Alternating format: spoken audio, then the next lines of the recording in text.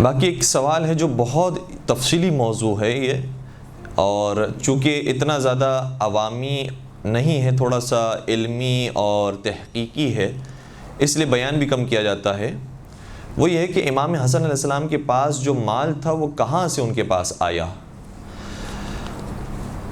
حضرت خدیجہ طاہرہ سلام اللہ کے حوالے سے بھی باتیں ذرا کم بیان کی جاتی ہے کہ وہ مال ان کے پاس کیسے آیا، لیکن ہم نے شاید پہلے آپ کی خدمت میں عرض کیا تھا کہ وراثت میں بہت زیادہ مال ان کو نصیب ہوا تھا، اور اس کے بعد انہوں نے تجارت کر کے اس کو مزید اور آگے بڑھایا، اور مضاربہ عام طور پر وہ کیا کرتی تھیں۔ امام حسن کے پاس جو مال تھا، ایسا نہیں ہے کہ امام حسن کا مال زیادہ تھا اور امام حسین علیہ السلام کا مال کم تھا۔ تقریباً ہم کہہ سکتے ہیں کہ ایک ساتھ دونوں ہی امام ایسے تھے کہ جو صاحب ثروت تھے، اور ان کے بھی ثروت مند ہونے کی وجوہات میں سے ایک بڑی وجہ یہ تھی کہ خود مولا کائنات امیر المؤمنین حضرت علی بن ابی طالب علیہ السلام بہت زیادہ امیر تھے۔ اور یہ بھی ہمارے یہاں تھوڑا سا غلط کانسیپٹ ہے کہ شاید چونکہ سوکھی روٹی پر گزارا کرتے تھے اس لیے شاید غریب ہوں گے اور بڑی مشکل سے گزارا ہوتا ہوگا، لیکن ایسی بات نہیں ہے۔ ہاں، ایک دور یقیناً ایسا مولا پر گزرا تھا کہ جو بہت سختی میں تھا، لیکن دوسرے دور میں مولا نے اتنی کوشش کی ہے، اتنی محنت کی ہے، اور نہ صرف یہ کہ محنت مزدوری بلکہ ذہانت کے ساتھ جو کام کیا ہے، تو بہت زیادہ باغات کے مالک تھے۔ یہ بھی ہمارے یہاں ایک کانسیپٹ ہے، شاید ہم نے اپنے جیسے لوگوں کو دیکھا ہے، یعنی جو علماء ہیں، بہرحال ہے تو وہ بھی غیر معصوم، تو مجتہدین ہوں، مراجعین ہوں، یا کوئی دینی کام کرنے والے ہوں، ان کو ہم نے دیکھا ہے کہ وہ دوسروں کو جو بانٹ رہے ہوتے ہیں وہ اپنا پیسہ نہیں بانٹ رہے ہوتے، کہیں اور سے لیا ہوتا ہے اور وہ آگے دے رہے ہوتے ہیں۔ خیر، یہ بھی ایک اچھا کام ہے، لیکن اس سے بہت گنا اچھا کام یہ ہے کہ خود انسان اپنی کمائی دوسروں کو دے، خود جو کمایا ہے وہ دوسروں پر خرچ کر کے بتائے۔ تو مولا علی علیہ السلام کے بارے میں یا دیگر ائمہ کے بارے میں یہ غلط کانسیپٹ ہے کہ مثال کے طور پر ان کے پاس تو خمس اتنا آتا ہوگا اور وہی دے دیتے ہوں گے رائے خدا میں، ان کے پاس تو زکوٰۃ اتنی آتی ہوگی وہی دے دیتے ہوں گے رائے خدا میں، ان کے پاس تو صدقہ خیرات اتنا آتا ہوگا وہی دے دیتے ہوں گے۔ یہ ہم آج کے علماء کے اوپر اور آج کے حالات کے اوپر قیاس کر رہے ہیں ائمہ کو، ورنہ نہ ائمہ کے پاس خمس آیا کرتا تھا اتنی زیادہ مقدار میں۔ صرف کہا جا سکتا ہے کہ چھٹے سرکار اور ساتویں سرکار کے پاس، اور پھر کچھ حد تک باقی ائمہ کے پاس وہ بھی ایک خاص حد تک آتا تھا، اور وہ بھی یعنی آنے سے پہلے بھی بہت دفعہ تقسیم ہو جایا کرتا تھا۔ اور زکوٰۃ بہت کم، چونکہ عام طور پر حکومت وقت ہوتی تھی جو زکوٰۃ لے لیا کرتی تھی۔ اور پھر بات کر لی جائے تحفے تحائف کی جو امام کی خدمت میں آیا کرتے تھے، تو تحفے تحائف لانے والے کم ہوتے تھے، مانگنے والے زیادہ ہوتے تھے۔ تو یہ کہاں سے ہر ایک کو 100 درہم دے دیے، 200 دینار دے دیے، کسی کو 1000 دینار دے دیے، یہ بھی روایتوں کے اندر 4000 دینار دے دیے۔ امام حسن کے بارے میں روایتوں میں ہے کہ امام نے اپنی زندگی میں 3 مرتبہ اپنے گھر کا آدھا سامان راہ خدا میں انفاق کیا، اور 2 مرتبہ اپنے پورے گھر کا سامان راہ خدا میں انفاق کیا۔ یہ اتنا آیا کیسے ان کے پاس؟ تو یہ خود ان کی اور ان کے آباء و اجداد کی محنت ہے جس کی وجہ سے یہ صدقہ خیرات کر سکتے تھے۔ اور کس قدر امام علی نے کیا ہے، ان کا جملہ میں کوٹ نہیں کر پایا، اب میں وہ کوٹ کر رہا ہوں۔ جملہ یہ ہے کہ تزوجت فاطمہ وما کان لی فراش وصدقتی اليوم، فرمائے کہ جب میں نے حضرت زہرا سے شادی کی تو اس وقت ہمارے پاس اتنے بھی پیسے اور وسائل نہیں تھے کہ گھر میں ایک فرش موجود ہو، بچھانے کے لیے فرش موجود نہیں تھا۔ آج کی چیز کو آپ محسوس نہیں کریں کہ آج تو ٹائلیں ہیں، آج تو پھر بھی پکی کوئی زمین ہے۔ اس زمانے کی بات ہو رہی ہے کہ پکی زمین تو دور کی بات، اس کے اوپر جو کپڑا ڈالا جاتا تھا وہ کپڑا بھی موجود نہیں ہے۔ وما کان لی فراش، اور فراش موجود نہیں تھا اور وہ فرش موجود نہیں تھا، یعنی بچھانے کے لیے کوئی کپڑا نہیں تھا۔ وصدقتی اليوم، لیکن مولا آخری زندگی کے آخری ایام میں فرماتے ہیں لیکن آج میرا صدقہ، اور یہاں پر صدقے سے مراد بعض علماء نے کہا ہے کہ وہ جو مستحب صدقہ ہوتا ہے وہ بھی مراد ہو سکتا ہے، اور بعض علماء کہتے ہیں کہ جو وقف کیا تھا مولا نے، اتنا وقف کیا تھا، فرمایا اتنا میرا پاس وقف کا مال ہے جو میں نے وقف کیا ہوا ہے فقراء پر اور دیگر افراد پر، کہ اگر اس مال کو جمع کر کے میرے پورے خاندان عبد المطلب میں تقسیم کیا جائے، پورے خاندان میں جس کی تعداد یعنی 100 سے زیادہ افراد پر مشتمل ہے، تو سب کے سب امیر ہو جائیں، سب کے سب امیر ہو جائیں. یعنی یہ نہیں فرمایا کہ غربت سے نکل آئے، نہیں، غربت سے نہیں، امیر ہو جائیں گے، یہ اتنا مال موجود ہے. اور جب طلحہ و زبیر نے آ کر یہ شکایت کی تھی کہ یہ تو بہت غریب اور نادار ہیں، تو پھر امام نے ایک سال بیان بھی فرمایا تھا کہ جتنے بھی میری زراعت ہے اس کو ایک جگہ پر جمع کیا جائے اور دینار میں اس کو بدلا جائے. تو دینار جو اس زمانے میں بنے تھے، دینار کہا جاتا ہے سونے کے سکوں کو، تو اس کی تعداد 1,00,000 دینار تھی. 1,00,000 دینار صرف ایک سال کی کمائی تھی. اور اس زمانے میں اگر حقیقت دیکھی جائے تو کوئی عام شخص جو سادی سی غذا، جیسے ہم غریبوں کی بات کریں تو جو زندگی گزار لیتے ہیں اور گزارا کر لیتے ہیں، اگر کوئی گزارے والی زندگی گزارنا چاہے تو پورے سال کے لیے 1 دینار کافی ہوتا تھا. اس زمانے میں 1 دینار کافی ہوتا تھا. امام کے 1 سال کی آمدنی ایک مقام کی 1,00,000 دینار تھی. ظاہری اعتبار سے بھی مولا متقیان ثروت مندوں میں شمار ہوتے تھے، بہت زیادہ امیر، بہت زیادہ دولت مند تھے. لیکن ہاں، خود یہ بات علماء اہل سنت نے بھی لکھی ہے. ابن ابی الحدید معتزلی نے مثال کے طور پر یہ بات لکھی ہے کہ ابھی کنواں کھودا نہیں ہوتا تھا اور اس کا پانی باہر نہیں آیا ہوتا تھا کہ اس سے پہلے فرماتے تھے کہ اے پروردگار، اس کنویں کے پانی کو میں نے راہ خدا میں وقف کر دیا. اور جتنے کنویں کھودے ہیں، صرف کنویں کھود، یعنی ایک کنواں اگر کوئی کھودنا چاہے تو اس کے لیے کتنی زندگی چاہیے اور کتنا وقت چاہیے اس کے لیے. مولا نے بعض روایتوں کے مطابق کم تعداد ہے، بعض کے مطابق کچھ زیادہ ہے، لیکن اگر ہم کم اور زیادہ دونوں کو بیان کریں تو کم از کم مولا نے اپنی زندگی میں 100 کنویں کھودے تھے. اور جو زیادہ تعداد ملتی ہے وہ بھی 170 کنووں کی، 170 کنویں کھودے تھے. اور زیادہ تر یہ کنویں وہ تھے کہ جو مدینہ سے مکہ کے راستے میں جاتے ہیں، تاکہ حاجیوں کو پریشانی نہ ہو اور آسانی کے ساتھ یہ سفر طے کر سکیں. اور باغات اتنے زیادہ. خود ایک مقام پر جب موجود تھے، میں خیر حرج بھی نہیں ہے کہ مولا علی کے بارے میں بات بیان ہو رہی ہے، کہ ایک مرتبہ اپنے کاندھے پر یا اپنے مرکب پر ایک بوری لے جا رہے تھے، تو اور کسی نے سوال کیا کہ اے علی، یہ کیا لے جا رہے ہیں؟ تو فرمایا کہ 1,00,000 کھجور کے درخت لے جا رہا ہوں. سوال کرنے والے نے کہا اس میں درخت کیسے آ سکتے ہیں؟ کہا کہ یہ میرے پاس 1,00,000 کھجور کی گٹھلیاں ہیں اور میں سب کو زراعت کرنے کے بعد درخت بناؤں گا.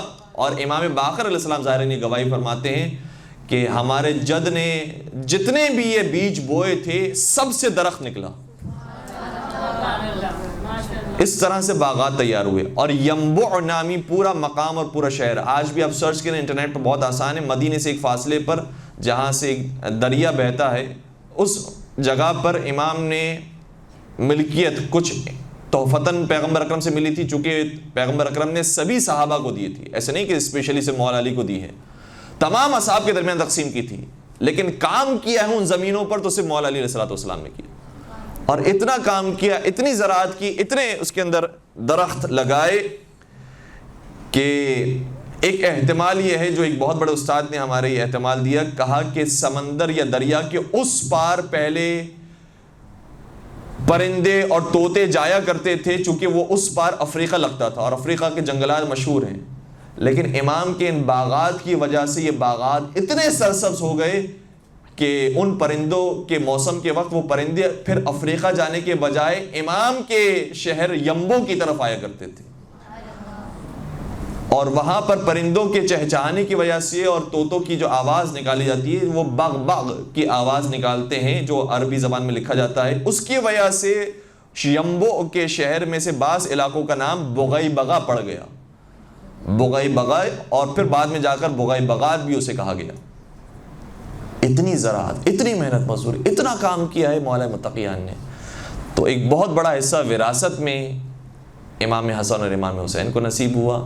اور پھر ظاہر سی بات ہے کہ جب امام علی نے اس طرح سے محنت مزدوری کی اور کام کیا ہے، تو ہمارے ہر امام نے اسی طرح سے ہی خود اپنے پیروں پر کھڑے ہو کر اپنی زندگی بھی بہتر کی ہے اور اپنے ماننے والوں کی، چاہنے والوں کی، حتیٰ دشمنوں کو کئی مرتبہ عطا کیا ہے اور انہیں راہ راست کی طرف لے کر آئے ہیں. ایک درود پڑھ دیجئے محمد و آل محمد.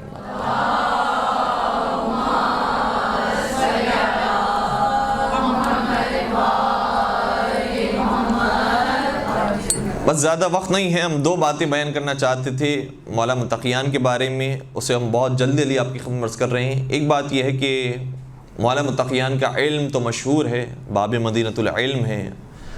ویسے تو کسی بھی موضوع کا آپ لے لیجئے، اگر تقویٰ کو لیں تو امام المتقین ہے، ایمان کو لیں تو کل ایمان ہے، اور نمازوں کو لیں تو نماز کے بارے میں آیتیں نازل ہوتی ہیں، روزے کو لیں تو روزے کے بارے میں آیتیں نازل ہوتی ہیں۔ ان کی شان تو ہر چیز کے اندر افضل اور اعلیٰ ہے۔ لیکن ایک واقعہ جو ذرا کم بیان کیا جاتا ہے، اور آج ہم کوشش کریں گے کہ اس کو بیان کریں، وہ یہ ہے کہ امام کی خلافت کے زمانے میں ایک شخص مولا کے پاس آیا اور عرض کرنے لگا کہ مولا، ابھی میں اور میرا دوست مل کر ہم کھانا کھا رہے تھے، میرے پاس 3 روٹیاں تھیں، میرے دوست کے پاس 5 روٹیاں تھیں، اتنے میں ایک تیسرا شخص آ گیا اور اس نے کہا کہ تم ہمیں بھی اپنے ساتھ شریک کرو، تو ہم نے اسے بھی شریک کر لیا۔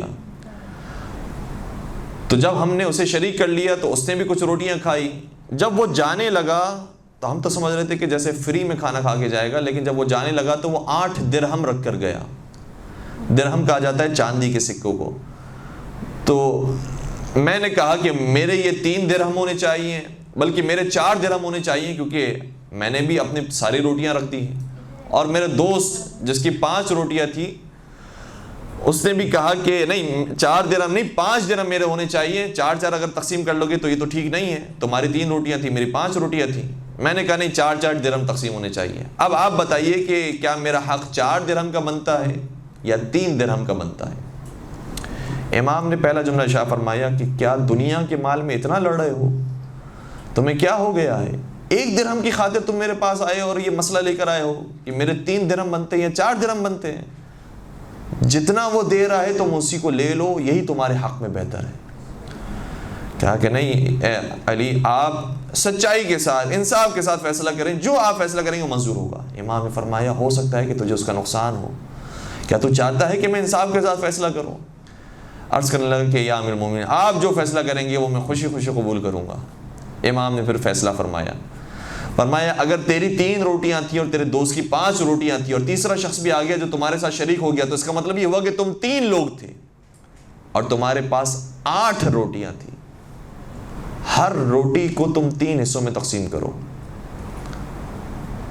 8 روٹیوں کو اگر 3 حصوں میں تقسیم کیا جائے گا تو کتنے ٹکڑے بنیں گے؟ 8 روٹیوں کو 3 حصوں میں تقسیم کریں تو 24 حصے بنیں گے۔ کیا اس کا مطلب یہ ہوا کہ 24 ٹکڑے تھے اور تم تینوں نے اگر برابر سے کھایا ہے تو ان 24 میں سے تم نے بھی 8 ٹکڑے کھائے، تمہارے دوست نے بھی 8 ٹکڑے کھائے، اور جو فلاں شخص آیا تھا اس نے بھی 8 ٹکڑے کھائے؟ کہا کہ ہاں بالکل ٹھیک بات ہے، ایسے ہی ہوگا۔ تو کہا اب یہ بتاؤ کہ تمہارے پاس جو 3 روٹیاں تھیں اس کے کتنے ٹکڑے بنتے ہیں؟ کیا اس کے 9 ٹکڑے بنتے ہیں؟ کیا تم نے اپنے 9 ٹکڑوں میں سے 8 ٹکڑے تو خود کھا لیے، تمہارا بچا کتنا؟ 1 ٹکڑا بچا۔ تمہارے دوست کے پاس 5 روٹیاں تھیں، اس کے کتنے ٹکڑے بنتے ہیں؟ اس کے 15 ٹکڑے بنتے ہیں۔ ان 15 میں سے اس نے بھی اپنے 8 کھا لیے، اس کے کتنے بچے؟ 7۔ کیا تمہارے روٹیوں میں سے تمہارا صرف 1 ٹکڑا بچا اور اس کی 5 روٹیوں میں سے 7 ٹکڑے اس کے بچ گئے؟ اس لیے جو 8 درہم وہ رکھ کر گیا ہے، نہ اس میں تمہارا 4 کا حق بنتا ہے، نہ 3 کا حق بنتا ہے، بلکہ صرف 1 درہم کا حق بنتا ہے۔ درود پڑھ دیجیے گا محمد و آل محمد۔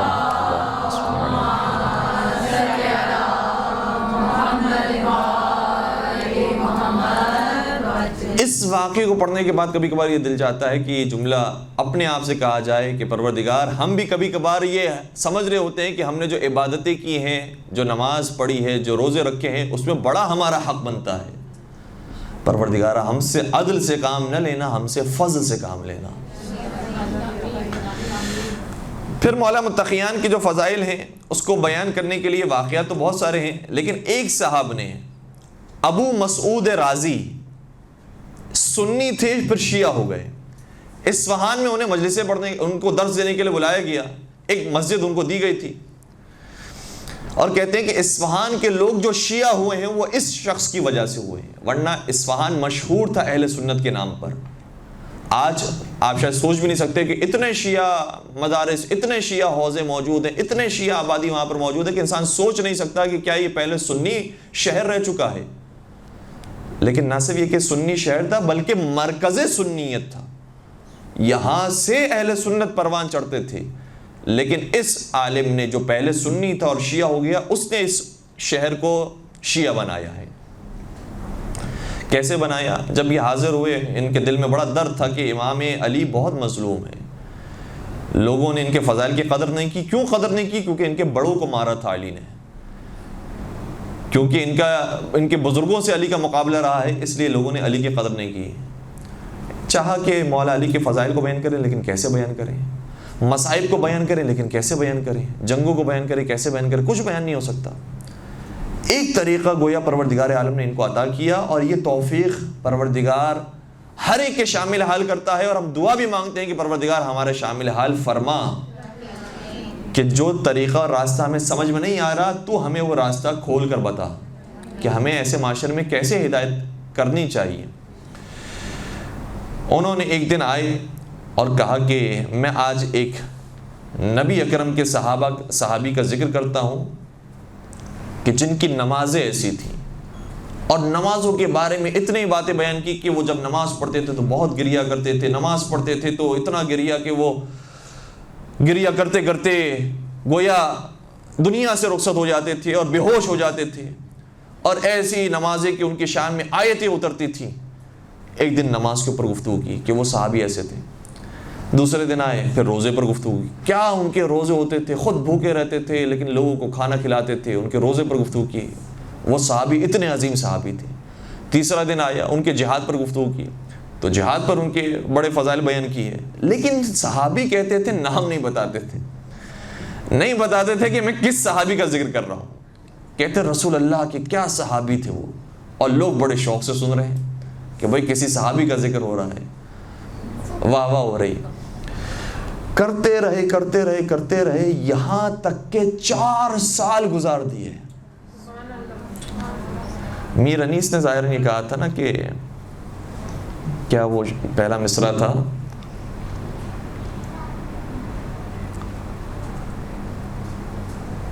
کوئی بھی خطا آل سے موسوم نہیں، کوئی بھی خطا آل سے موسوم نہیں، کتنے ہی فضائل ہیں جو مرقوم نہیں، کتنے ہی فضائل ہیں جو مرقوم نہیں، یا رب تیرے حیدر کے فضائل کی حدیں خود تیرے فرشتوں کو بھی معلوم نہیں۔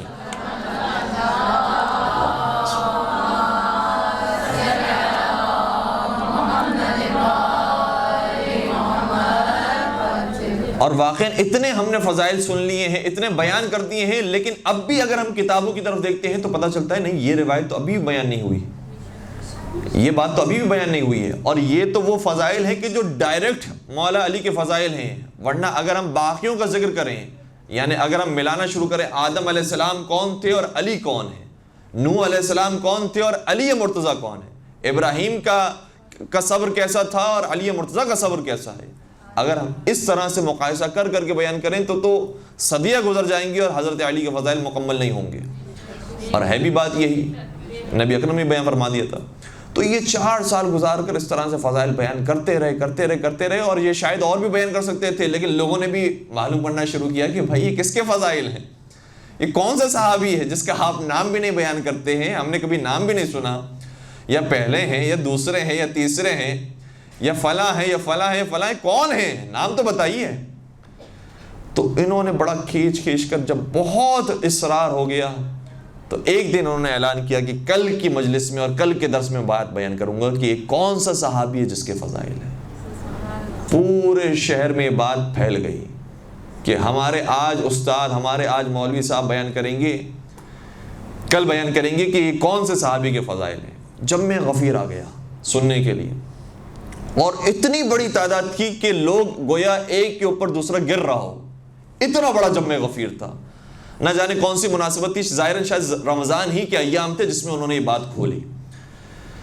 انہوں نے اس مجلس میں آ کر کہا اور اس کا پھر خلاصہ بیان کیا، کہا کہ 4 سال ہو گئے مجھے ایک صحابی کے فضائل پڑھتے لیکن میں جس صحابی کے فضائل پڑھ رہا ہوں اگر میں 40 سال بھی پڑھتا رہوں تو اس کے فضائل ختم نہیں ہوں گے۔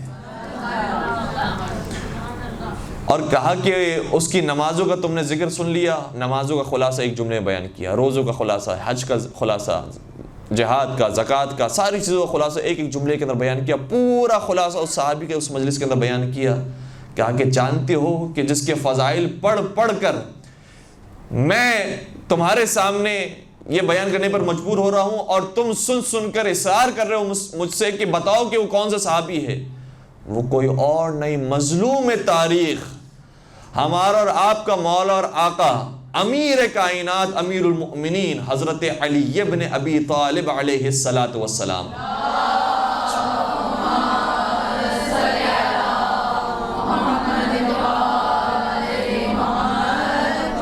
کہتے ہیں اس انداز سے بھی انہوں نے نام لیا تھا علی ابن ابی طالب کا کہ لوگ رونے لگے، رونے لگے، اور اتنا روئے کہ جس جگہ پر میں نے ایک روایت پڑھی ہے، کتاب کا جملہ یہ ہے، ظاہراً کتاب میں جملہ یہ ہے کہ 400 لوگ روتے روتے بے ہوش ہو گئے. وہ علی جس کے اوپر ہم لان تان کرتے رہے، جس کو برا بلا کہتے رہے، جس کے وہ ممبروں سے لعنت بھیجی گئی نعوذ باللہ، گالیاں بکی گئی نعوذ باللہ، اس کے اتنے فضائل ہیں. علی کو ہر مقام پر نبی اپنے ساتھ رکھتے تھے، ہر مقام پر صرف علی ہوتے تھے جو نبی کا دفاع کر رہے ہوتے تھے. صرف علی ہیں کہ جن کو نبی نے اپنی بیٹی دی ہے اور حکم خدا سے دی ہے. صرف علی ہیں کہ جن سے اولاد نبی چلی ہے اور کسی سے نہیں چلی. یہ سارے فضائل علی کے. ہم نے کتنی بڑی غصہ کی ہے. اور پھر اس کے بعد انقلاب آیا اصفہان میں، اور لوگ علی کے چاہنے والے ماننے والے ہو گئے. اے علی، واقعاً آپ مظلوم تاریخ ہیں. آج بھی لوگ آپ سے دشمنی رکھتے ہیں. جہاں ہم مولا کی کچھ فضائل بیان کرنا شروع کریں، فوراً سے وہ دوسروں کے فضائل بیان کرتے ہیں. گویا ان کے دلوں میں اب بھی نفاق پایا جاتا ہے. علی کے فضائل سن نہیں سکتے ہیں، کوشش کرتے نہیں دوسروں کی فضیلت کو بھی شامل کریں. یا علی، ہم تو جتنا سمجھ سکے ہیں اتنے آپ کے مسائل پڑھ سکتے ہیں، اور وہ یہ ہے کہ نبی اکرم نے آپ کے بارے بیان کیا تھا اور آپ نے اس جملے کو ہمیشہ یاد رکھا. ایک مقام پر نہیں، کئی مقام پر لوگوں نے آ کر کہا، اور خود مولا علی کو بھی نبی اکرم نے کئی مقام پر فرمایا تھا، اے علی، تو اس وقت دنیا سے جائے گا جب تیرا سر تیرے خون سے خضاب ہو جائے، تیری ریش مبارک تیرے سر کے خون سے خضاب ہو جائے گی، اس وقت تو اس دنیا سے چلا جائے گا.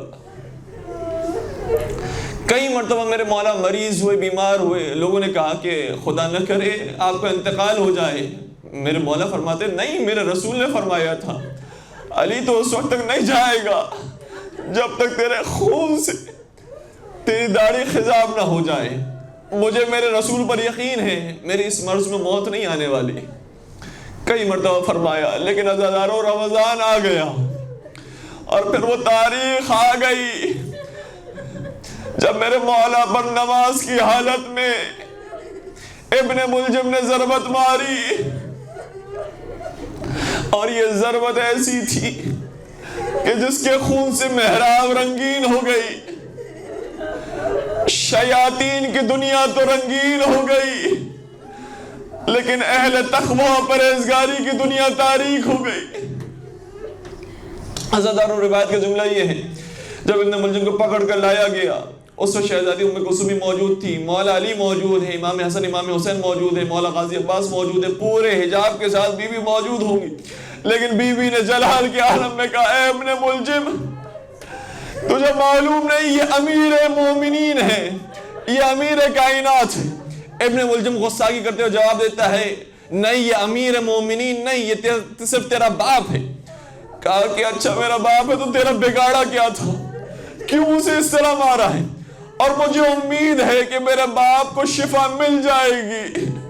ہر بیٹی کی یہی آرزو ہوتی ہے میرا باپ زندہ رہ جائے. لیکن جیسے ہی اس امید کی بات کی، ابن ملجم نے کہا، بی بی امید نہ باندھیے گا، کیونکہ میں نے اس تلوار کو 100,000 درہم میں خریدا اور 1000 درہم کے زہر میں اسے بجھایا ہے، اور اگر مشرق اور مغرب کے لوگوں کو اس تلوار سے مارا جائے تو سب اس دنیا سے چلے جائیں، تمہارے باپ کو شفا نہیں مل سکے گی. میں کہوں گا اے مولا کیسی بیٹی ہے جو امید رکھتی ہے کہ آپ کو شفا ملے. یہ صرف آپ کی بیٹی کی نہیں، ہر بیٹی کی یہی کیفیت ہوتی ہے. لیکن میں قربان ہو جاؤں کربلا میں حسین کی 4 سالہ بیٹی پر. کیا اسے امید نہیں ہوگی کہ میرے بابا کو اب شفا ملے گی، میرے بابا صحت یاب ہو کر آئیں گے؟ لیکن کہنے دیجئے اور اولاد والے دل تھام کر سنیے، شہزادی سکینہ کو کوئی امید نہیں تھی، کیونکہ بابا کے زخمی سر کو نہیں دیکھا تھا، بابا کے کٹے سر کو نوکے نیزہ پر دیکھا تھا. اس لیے کوئی امید نہیں تھی. اور آخری جملہ سن لیجئے، اے مولا آپ مظلوم تاریخ ہیں، آپ کو نماز میں شہید کیا گیا، لیکن صرف آپ کے سر مبارک سے خون جاری ہوا. ذرا کربلا میں آتے تو اپنے بیٹے غریب حسین کو دیکھتے ہیں، بازوؤں سے بھی خون جاری ہے، سینے سے بھی خون جاری ہے، پہلو بھی خون آلود ہے، ساری عبا اور قبا خون سے رنگین ہے، اور یہ خون آلود بدن زمین کربلا پر پڑا ہے، اور وہ خون آلود سر جائے بجائے پھرایا جا رہا ہے.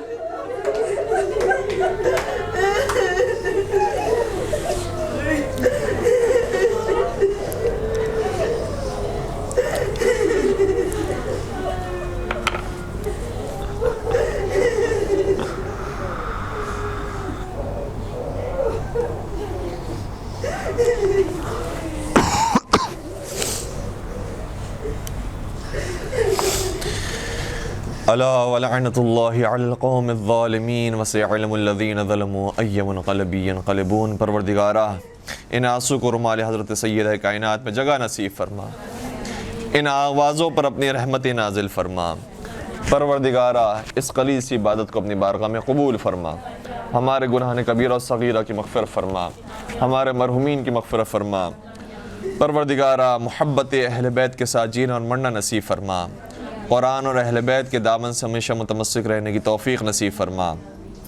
پروردگارہ تمام مظالم سے انتقام کے لیے اپنی آخری حجت اور ہادی امام عصر و زمان کے ظہور میں تعجیل فرما، ہمیں ان کے عاشقین، محبین، سچے چاہنے والے اور ماننے والوں میں شمار فرما. ربنا تقبل منا انک انت السمیع العلیم وتب علینا انک انت التواب الرحیم برحمتک یا ارحم الراحمین.